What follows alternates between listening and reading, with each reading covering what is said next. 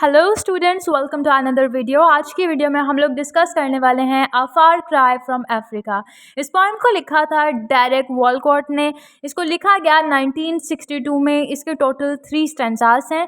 सबसे पहले हम डेरेक वॉलकॉट के बारे में जान लेते हैं। ये एक कैरिबियन राइटर हैं। इनकी डेट ऑफ बर्थ है 1930 और इनकी डेट ऑफ डेथ है 2017। ये एक पोइट हैं, उसी के साथ साथ एक प्ले राइट भी हैं और ये सबसे ज़्यादा कॉम्प्लेक्सिटीज ऑफ पोस्ट कॉलोनियलिज्म और आइडेंटिटी पर 1992 में इन्हें नोबेल प्राइज भी जीता।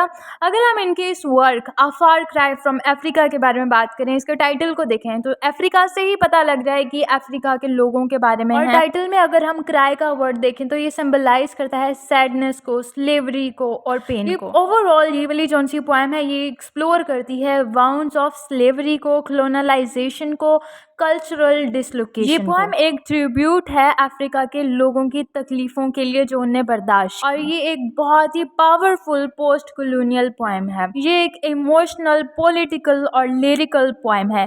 तो चलिए स्टार्ट करते हैं इसकी थोड़ी सी समरी। मैं स्टैंजा बाय स्टैंजा बताऊंगी। इसके 3 स्टैंजा हैं।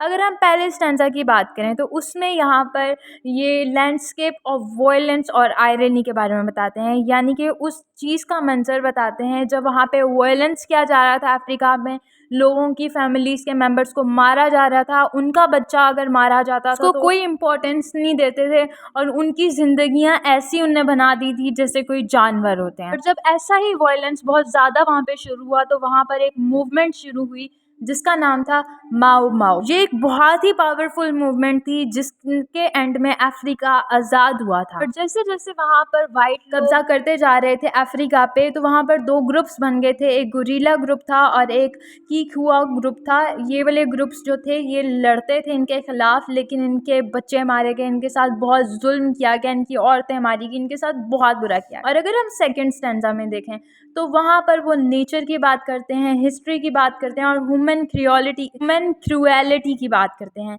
कि इंसान इतना भी बेहिस हो सकता है। जो वाइट मैन थे वो अपने आप को इतना ज़्यादा सुपीरियर समझते थे कि ब्लैक मैन की उनके सामने कोई वैल्यू नहीं थी। उनकी जानें, उनकी भूख, उनकी प्यास, उनका खून ही नहीं था। इंसानियत ही वहाँ पर ख़त्म हो चुकी थी। उनकी फीलिंग्स बिल्कुल जैसे हैं ही नहीं। वो बहुत बेबस थे वहाँ पर।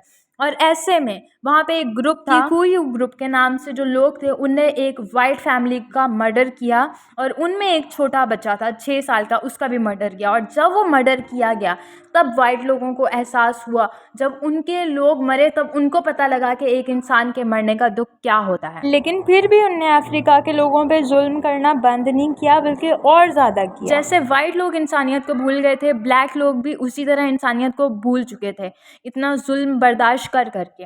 और फिर अगर हम लास्ट स्टैंजा देखें, इनर कॉन्फ्लिक्ट और आइडेंटिटी क्राइसिस पर बात करते हैं। हमारे जो से राइटर हैं डेरेक वॉलकॉट, इनकी अपना इन्हें पर्सनल टच दिया है यहाँ पर, और ये बात करते हैं I who am poisoned with the blood of both. इनके फादर अफ्रीकन थे और इनकी मदर यूरोपियन थी, और इनने अपनी जो भी एंसेस्टर्स थे इनके, वो अफ्रीका से बिलोंग करते थे, और इनने जो भी लैंग्वेज सीखी, कल्चर अडॉप्ट किया और एजुकेशन वो यूरोप की थी। तो अभी ये बोलते हैं कि मैं किसकी तरफ जाऊँ, दोनों साइड से मेरा बहुत deep connection. How can I turn from Africa and live. मैं कैसे अफ्रीका से मुंह मोड़ के जी लूँ, ऐसा नहीं हो सकता। वो क्वेश्चन अराइज करते हैं और इसी पे इन इमोशंस के साथ वो पोएम का एंड करते हैं। नेक्स्ट अगर हम इस वर्क की थीम्स देखें तो वो हैं colonialism, racial identity, moral conflict, violence, cultural division, displacement. तो होप सो आप लोगों को ये वर्क अच्छे से समझ में आ गया होगा। Thank you so much for watching this video. मिलते हैं नेक्स्ट वीडियो में, और चैनल को सब्सक्राइब करें, वीडियो को लाइक करें। अगर आपको किसी भी टॉपिक पे वीडियो चाहिए तो आप लोग मुझे कमेंट कर सकते हैं। Thank you so much for watching this video.